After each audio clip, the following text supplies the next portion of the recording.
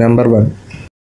మనం కాపర్ ఆర్నమెంట్స్ని ఎప్పుడైనా వేసుకున్న వాళ్ళని కానీ ఒకవేళ మనకే అలవాటు ఉంటే ఆ కాపర్ ఆర్నమెంట్స్ వేసుకున్న చోట అంటే కాపర్ రింగ్స్, కాపర్ చైన్స్ ఇటువంటి వేసుకున్న చోట గ్రీన్ కలర్గా మన యొక్క స్కిన్ అనేది మారుద్ది. ఇలా మారడం వల్ల మన చర్మానికి ఏదో సమస్య వచ్చిందని అనుకోనక్కర్లేదు. Copper ornaments like copper rings, copper chains ఇటువంటివి వాడడం వల్ల మన యొక్క ఒంటికి చాలా మంచిది. మన బాడీలోని ఇమ్యూనిటీ శక్తిని పెంచుద్ది కాపర్. అంతేకాకుండా బ్లడ్ సర్క్యులేషన్ అనేది మంచిగా జరుగుద్ది కాపర్ వల్ల.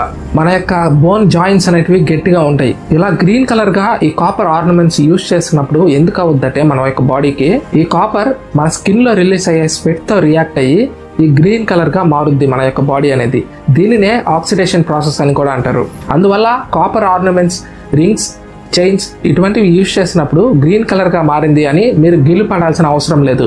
కాపర్ ఆర్నమెంట్స్ యూజ్ చేసినందువల్ల ఎక్కువ బెనిఫిట్సే ఉన్నాయి మన యొక్క బాడీకి. సరే, కాపర్ రింగ్స్ ని యూజ్ చేసేటప్పుడు ఈ గ్రీన్ కలర్ గా మన యొక్క బాడీ మారకూడదంటే మనం ఏం చేయాలి? కాపర్ రింగ్ లోపల నెయిల్ పాలిష్ తో కొద్దిగా కోటింగ్ అనేది వేయడం వల్ల ఆక్సిడేషన్ ప్రాసెస్ అనేది జరగడానికి వీలుండదు రింగ్ కి మరియు మన యొక్క చర్మానికి. నెంబర్ 2. అసలు ఎగ్జామ్కి ఎలా చదవాలి అనే దాని మీద ఒక 5 పాయింట్స్ అయితే నేను చెప్తాను. ఎగ్జామ్కి సంబంధించిన సబ్జెక్ట్ యొక్క పోర్షన్ ఏదైతే ఉందో దానిని వీలున్నప్పుడు మనం కంప్లీట్ చేసుకోవాలి. రేపు ఎగ్జామ్ అనగా ముందు రోజు టెన్షన్తో అన్ని సబ్జెక్ట్స్ ఒకసారిగా చదవకూడదు. రేపు ఎగ్జామ్ అనగా ఆ ముందు రోజు మనం చదివిన దాన్ని రివైజ్ చేసుకునే దానికి ఆ టైం అనేది మనం స్పెండ్ చేయాలి. అప్పుడు మన బాడీలోని స్ట్రెస్ లెవెల్స్ అనేవి చాలా కంట్రోల్గా ఉంటాయి. అలా మన బాడీకి మంచి నిద్రని కూడా మనం అందించగలుగుతాం. రెండవదిగా ఆ సబ్జెక్ట్కి సంబంధించిన ప్రీవియస్ క్వశ్చన్ పేపర్స్ని మనం ప్రాక్టీస్ చేయాలి. ఇలా చేసినందువల్ల ఏమవుతుందంటే సబ్జెక్ట్లోని కంటెంట్ మనకు ఎంతొచ్చు, ఎగ్జామినేషన్లో ఎలా అటెంప్ట్ చేయగలం అనే ఒక ప్రాక్టీస్ అనేది మనకు అవుద్ది. మూడవదిగా మనం చదివేటప్పుడు మనం స్టడీకి సంబంధించిన ఎన్విరాన్మెంట్ని మనం డెవలప్ చేసుకోవాలి. ఎటువంటి డిస్ట్రాక్షన్స్ని ఆ టైంలో మనం అలౌ చేయకూడదు.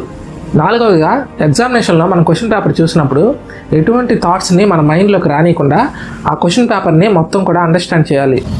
ఐదవదిగా చదివిన క్వశ్చన్స్ని మన మైండ్ అండర్స్టాండ్ చేసుకునే విధంగా మనం ఆ క్వశ్చన్ని చదవాలి. ఒకసారి అండర్స్టాండ్ కాకపోతే రెండోసారి చదవాలి. అలా మన మైండ్ క్యాప్చర్ చేసుకోవాలి ఆ క్వశ్చన్ని. దీనివల్ల ఏమవుతుందంటే ఆ కంటెంట్ అనేది మన బ్రెయిన్ మళ్ళీ రీస్టోర్ చేసుకుంటుంది. అలా మంచిగా ఎగ్జామినేషన్లో పర్ఫామ్ చేయగలం. ఈ 5 చిట్కాల్ని మీరు ఎగ్జామ్కి చదివేటప్పుడు ఉపయోగిస్తే మీరు ఖచ్చితంగా ఎగ్జామినేషన్లో మంచిగా పర్ఫామ్ చేయగలరు. Number 3. Japanese aerospace exploration agency JAXA అని పిలుస్తారు. జపాన్ మూన్ స్నైపర్ అనే ఒక పేరు మీద స్మార్ట్ ల్యాండర్ ద్వారా స్మార్ట్ ల్యాండింగ్ అనేది జరపడం జరిగింది జపాన్ ఏరోస్పేస్ ఏజెన్సీ. ఇది జనవరి 20, 2024 సంవత్సరంలో జరగడం జరిగింది. జపాన్ దేశం 5వ దేశంగా నిలవడం జరిగింది మూన్ మీద స్మార్ట్ ల్యాండింగ్ జరిపిన దేశంగా.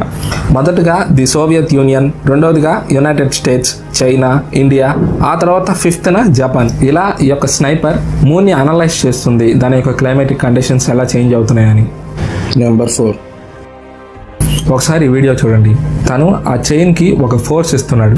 ఆ ఫోర్స్ వల్ల ఈ గ్లాస్ జార్లో ఉండే చైన్ అంతా కూడా ఒక ఆర్క్ షేప్లో మొత్తం కూడా బయటకు వచ్చేస్తుంది. ఆ తర్వాత అతను ఏం చేయలేదు. ఇందులో ఓ చిన్న ఫిజిక్స్ సూత్రం ఉంది. ఈ చైన్ మొత్తానికి కూడా చిన్న ముత్యాలు లాంటివి ఉన్నాయి కదా, వీటిని బీడ్స్ అంటారు. తను స్టార్టింగ్లో ఒక ఫోర్స్ని అప్లై చేశాడు. ఆ ఫోర్స్లో ఏం జరుగుతుందంటే ఫస్ట్ ఒక బీడ్కి ఆ యొక్క ఫోర్స్ అనేది ఉంటుంది. ఆ బీడ్ తమ పైనున్న బీడ్కి ఆ ఫోర్స్ అనేది ఇస్తుంది. పైనున్న బీడ్ ఆ ఫోర్స్కి మళ్ళీ వెనక్కి వస్తుంది. అలా ఈ బీడ్ కిందున్న ఈ యొక్క ఇంకొక బీడ్కి ఆ యొక్క ఫోర్స్ అనేది తగులుద్ది. అలా ఒకదానికి ఒకటి ఈ యొక్క ఫోర్స్ అనేది అప్లై అయ్యి ఒక ఆర్క్ ఫామ్లో మొత్తం కూడా ఫస్ట్ అప్లై చేసిన ఫోర్స్ వల్ల ఈ జార్లో ఉండే చైన్ అంతా కూడా ఒక్కసారిగా ఈ యొక్క ఫౌంటైన్ ఆర్క్ షేప్లో బయటకు వచ్చేస్తుంది. అలా ఈ యొక్క ప్రక్రియ అనేది జరిగింది ఈ యొక్క వీడియోలో. నెంబర్ 5.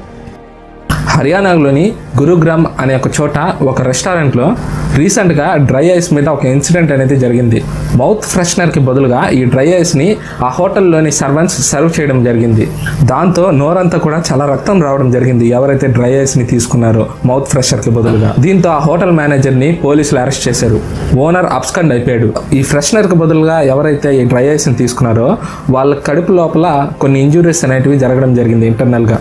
అసలు ఈ డ్రై ఐస్ ఎంత డేంజర్ అంటే డ్రై ఐస్ అనేది కార్బన్ డైఆక్సైడ్ యొక్క సాలిడ్ ఫామ్. ఇది 78.5 degrees Celsius ఉంటుంది. అంటే మీరు ఊహించుకోవచ్చు ఎంత చల్లగా ఉంటుందో. ఒకవేళ ఈ డ్రై ఐస్ ని ఏ గ్లౌస్ లేకుండా మనం కానీ పట్టుకుంటే అక్కడి వరకు కూడా చాలా ఎర్రగా అయిపోతుంది.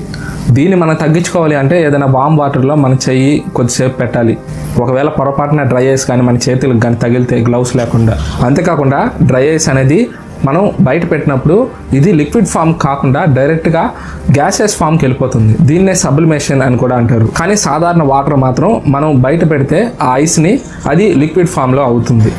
నెంబర్ 6 ట్విట్టర్ని అంటే ఇప్పుడు ఎక్స్గా ఉంది. దీన్ని థ్రెడ్స్ బీట్ చేయగలదా అని థ్రెడ్స్ రిలీజ్ అయ్యే ముందు చాలా యాంగ్జైటీగా ఉండేది చాలా మందికి కూడా. కానీ ట్విట్టర్ని అది బీట్ చేయలేకపోయింది. దీనికి కొన్ని కారణాలు ఉన్నాయి, కొన్ని డిస్కస్ చేసుకుందాం. నలుగురు కలిసి మార్చ్ 2026 సంవత్సరంన ఈ ట్విట్టర్ని క్రియేట్ చేశారు. కానీ లాంచ్ చేసింది 2006 జూలైలో. In the other hand threads విషయానికి వస్తే 5 జూలై 2023 ఇది రిలీజ్ అయింది. ట్విట్టర్ని 100 కోట్లకు పైగానే యూజ్ చేస్తూ ఉన్నారు. అదే థ్రెడ్స్ విషయానికి వస్తే కోట్ల సంఖ్యలోనే ఉన్నారు.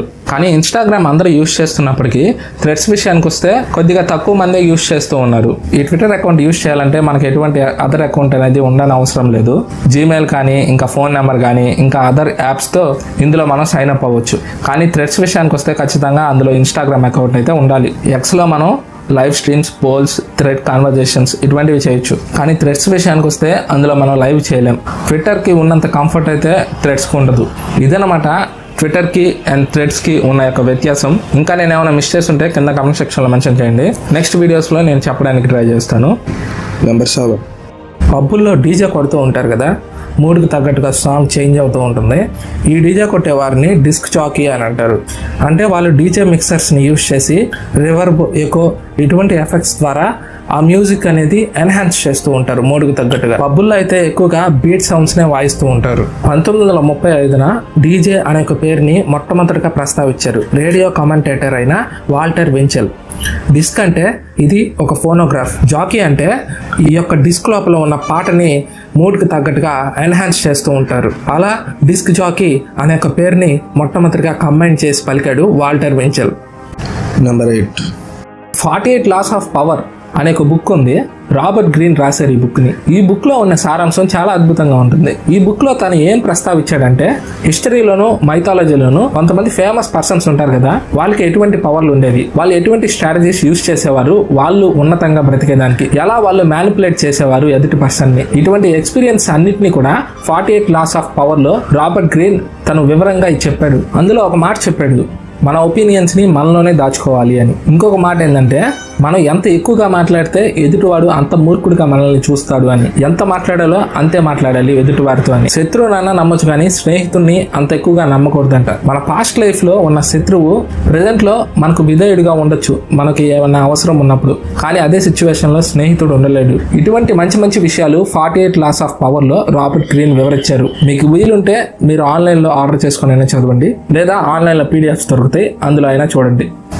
నెంబర్ 9 తమిళనాడులోని సాలెం అనే ఒక ప్రదేశంలో కె పద్మరాజన్ అనే ఒక అతను ఉన్నాడు. ఇతను ఇప్పుడు దాకా కూడా ఎలక్షన్లో 238 సార్లు పాల్గొన్నాడు. ఆ 238 సార్లు కూడా అతను ఓడిపోయాడు. అయినప్పటికీ అతను పంచాయత్, ప్రెసిడెంటల్ ఎలక్షన్స్ ఇటువంటి వాటిల్లో పాల్గొంటూనే ఉన్నాడు. 239సారి ధర్మపురి అనే ఒక ప్రదేశంలో లోక్సభ పోల్స్లో పాల్గొని ఉన్నాడు. ఇలా 238 సార్లు ఎలక్షన్లో పాల్గొని ఓడిపోయిన వ్యక్తిగా Limca Book of Records K పద్మరాజన్ని గుర్తించింది. ఇందుకు గాను లిమ్కా బుక్ ఆఫ్ రికార్డ్స్ ఇతన్ని most unsuccessful candidate in electoral హిస్టరీగా బిరుదునిచ్చింది. పద్మరాజన్ ఒకటే అంటున్నాడు, నాకు డెమోక్రసీ మీద చాలా నమ్మకం ఉంది, నేను నా సొంత డబ్బుతోనే క్యాంపెయినింగ్ అనేది చేస్తాను ఎలక్షన్లో అని. ఇక వేచి చూడాలి పద్మరాజన్ లోక్సభ పోల్స్లో గెలుస్తాడా లేదా అని.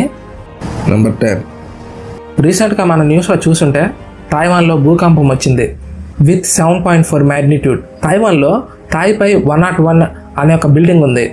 ఇది అత్యంత పెద్ద బిల్డింగ్ తైవాన్లో.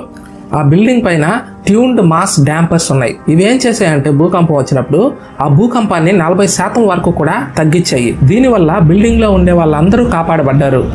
ఈ భూకంపం కారణంగా 10 మంది చనిపోయారు, 18 మంది కనపడడం లేదు, 1067 మంది ఇంజురీస్తో బయటపడ్డారు.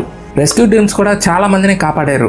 తైవాన్లోని ఇన్ఫ్రాస్ట్రక్చర్ కూడా చాలా డ్యామేజ్ అయింది. మేజర్గా హైవే రోడ్స్, కొండల దగ్గర ఉండే రోడ్స్, టన్నల్స్ ఇటువంటివి. తైవాన్లో 25 సంవత్సరాల తర్వాత ఇంత పెద్ద భూకంపం అనేది మళ్ళీ రావడం జరిగింది ఇటీవల. 1999లో కూడా ఒకసారి చోటు చేసుకుంది.